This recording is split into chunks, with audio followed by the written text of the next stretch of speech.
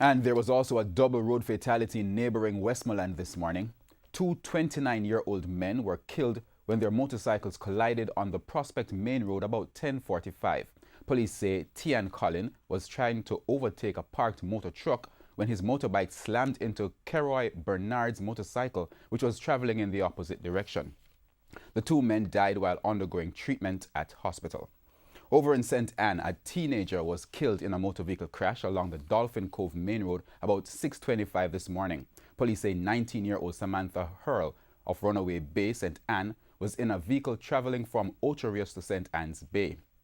They say the driver lost control of the vehicle and hit an embankment. Samantha was reportedly thrown from the vehicle. She died while being treated at hospital.